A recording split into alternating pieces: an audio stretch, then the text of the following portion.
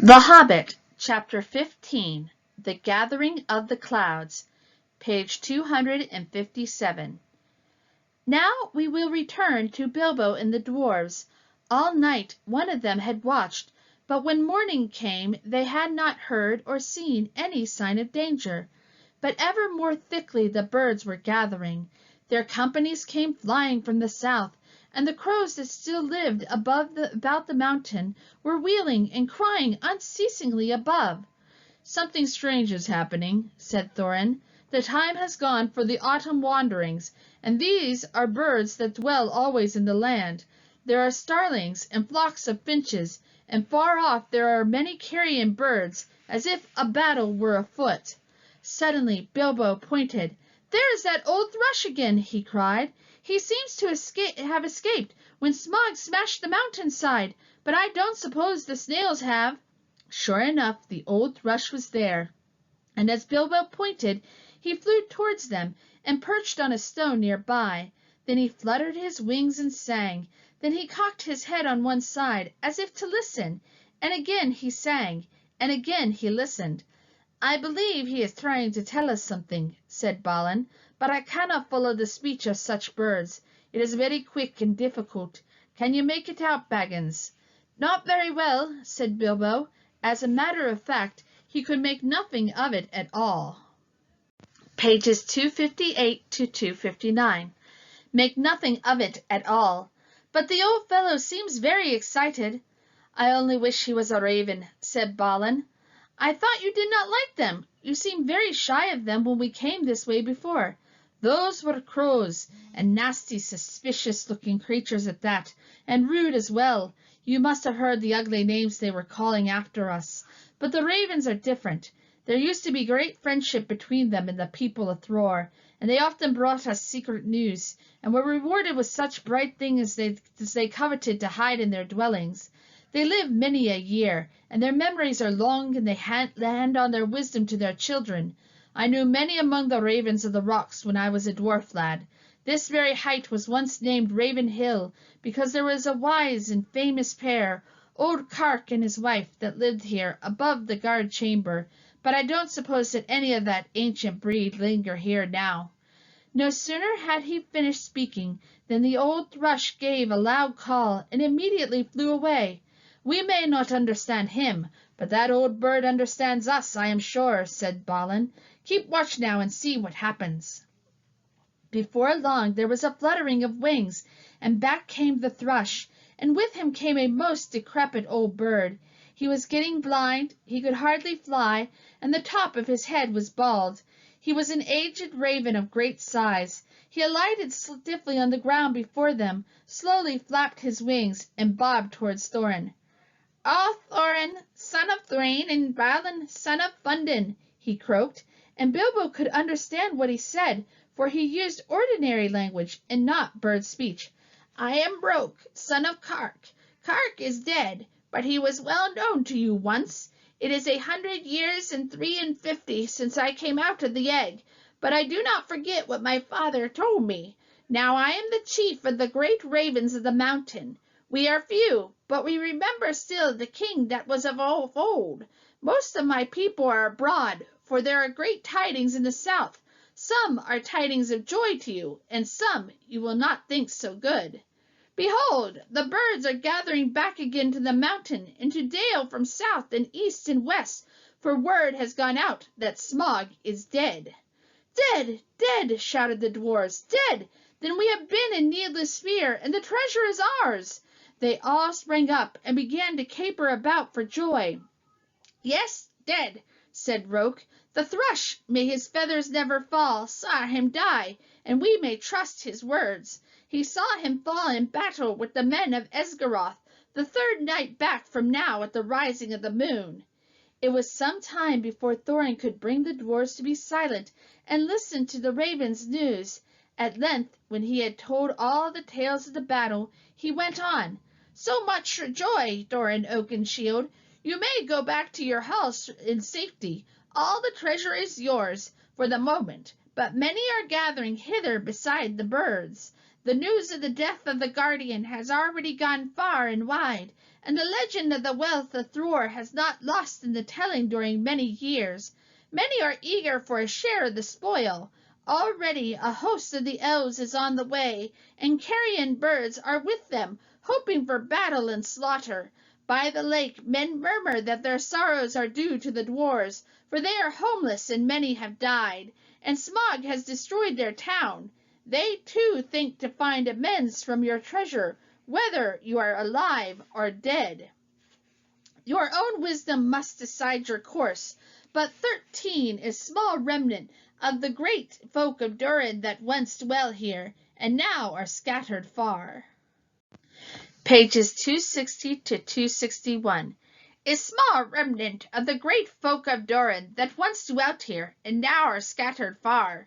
If you will listen to my counsel, you will not trust the master of the lakemen, but rather him that shot the dragon with his bow. Bard is he, of the race of Dale, of the line of Geryon.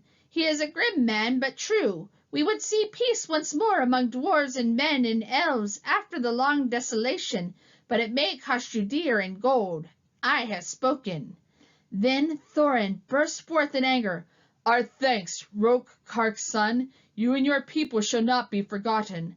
But none of our gold shall thieves take, or the violent carry off while we are alive. If you would earn our thanks still more, bring us news of any that draw near. Also, I would beg of you, if any of you are still young and strong of wing, that you would send messengers to our kin in the mountains of the north, both west from here and east, and tell them of our plight. But go specially to my cousin Dane in the Iron Hills, for he has many people well armed, and dwells nearest to this place. Bid him hasten. I will not say if this counsel be good or bad, croaked Roke, but I will do what can be done. Then off he slowly flew. Back now to the mountain, cried Thorin. We have little time to lose, and little food to use, cried Bilbo, always practical on such points. In any case, he felt that the adventure was, properly speaking, over with the death of the dragon, in which he was much mistaken, and we would have given most of his share of the profits for the peaceful winding up of these affairs. Back to the mountain, cried the dwarfs, as if they had not heard him, so back he had to go with them. As you have heard some of the events already, you will see that the dwarfs still had some days before them. They explored the caverns once more, and found, as they expected, that only the front gate remained open.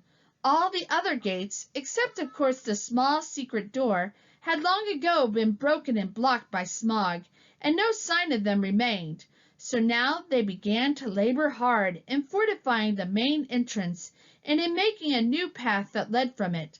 Tools were to be found in plenty, that the miners and quarriers and builders of old had used, and at such work the dwarfs were still very skilled.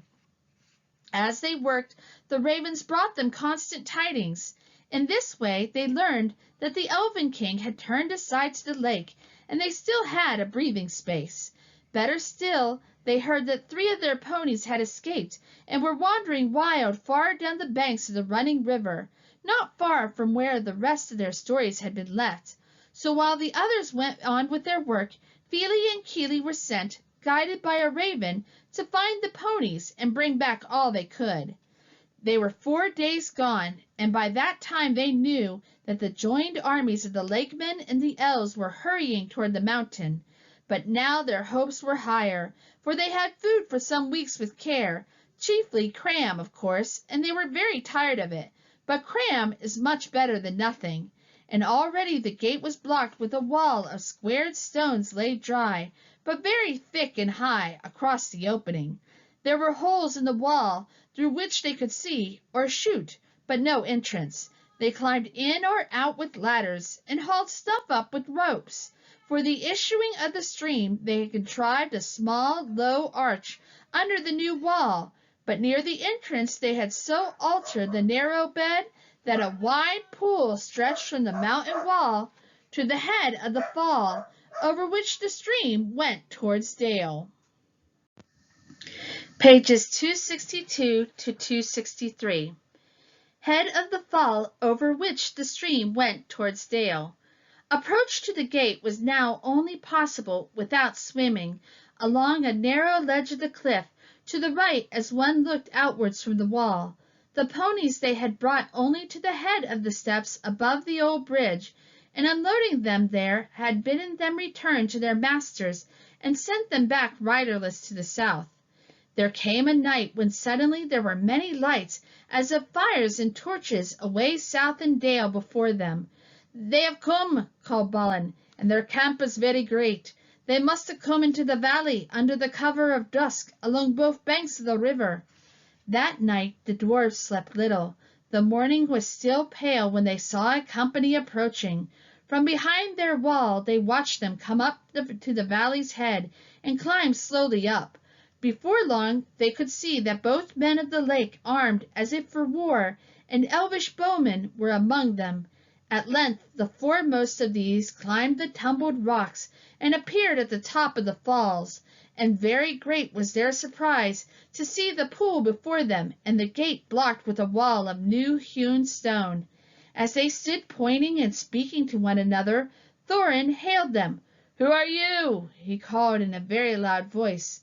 "That come as if in war to the gates of Thorin, son of Thrain, king under the mountain, and what do you desire?" But they answered nothing. Some turned swiftly back, and the others, after gazing for a while at the gate and its defenses, soon followed them. That day the camp was moved to the east of the river, right between the arms of the mountain. The rocks echoed then with voices and with song, as they had not done for many a day. There was the sound, too, of elven harps and of sweet music, and as it echoed up towards them, it seemed that the chill of the air was warmed, and they caught faintly the fragrance of woodland flowers blossoming in spring. Then Bilbo longed to escape from the dark fortress, and to go down and join in the mirth and feasting by the fires. Some of the younger dwarfs were moved in their hearts too, and they muttered that they wished things had fallen out otherwise, and that they might welcome such folk as friends. But Thorin scowled. Then the dwarfs themselves brought forth harps and instruments regained from the hoard, and made music to soften his mood. But their song was not his elfish song, and was much like the song that they had sung long before in Bilbo's little hobbit hole. Under the mountain dark and tall, the king has come into his hall. His foe is dead, the worm of dread, and never so his foe shall fall. The sword is sharp, the spear is long, the arrow swift, the gate is strong.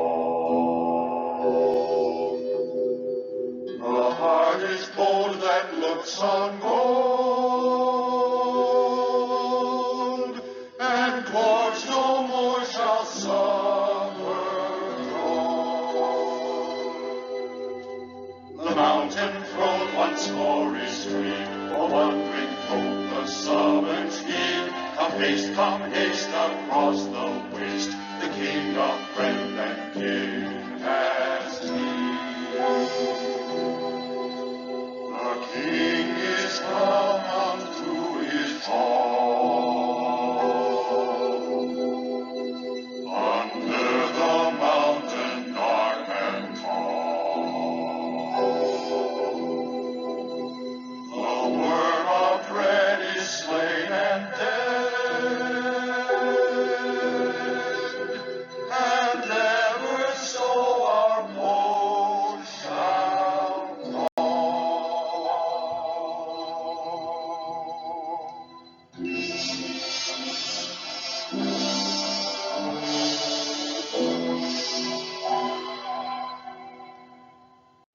Pages 264 to 265.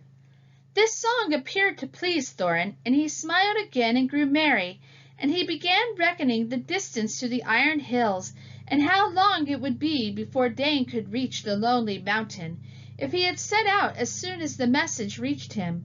But Bilbo's heart fell, both at the song and the talk. They sounded much too warlike. The next morning early, a company of spearmen was seen crossing the river and marching up the valley. They bore with them the green banner of the Elven King and the blue banner of the lake, and they advanced until they stood right before the wall at the gate. Again Thorin hailed them in a loud voice. "Who are you that come armed for war to the gates of Thorin, son of Thrain, king under the mountain?" This time he was answered. A tall man stood forward, dark of hair and grim of face, and he cried, "Hail, Thorin! Why do you fence yourself like a robber in his hold? We are not yet foes, and we rejoice that you are alive beyond our hope. We came expecting to find none living here, yet now that we are met, that there is matter for a parley and a council. Who are you, and of what would you parley? I am Bard, and by my hand was the dragon slain, and your treasure delivered. Is that not a matter that concerns you? Moreover, I am by right descent the heir of Girion of Dale, and in your hoard is mingled much of the wealth of his halls and towns, which of old Smaug stole. Is not that a matter of which we may speak? Further, in his last battle, Smaug destroyed the dwellings of the men of Esgaroth, and I am yet the servant of their master. I would speak for him, and ask whether you have no thought for the sorrow and misery of his people. They aided you in your distress, and in recompense you have thus far brought ruin only, though doubtless undesigned."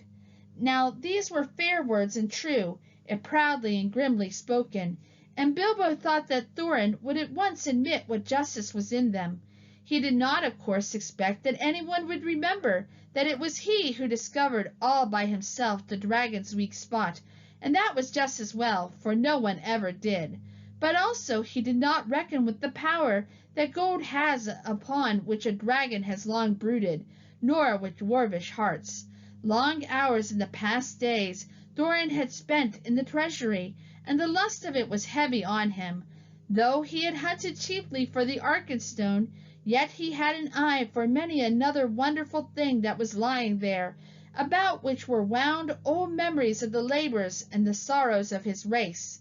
"You put your worst cause last, and in the chief place," Thorin answered.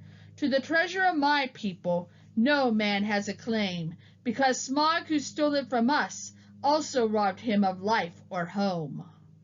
Pages 266 to 267.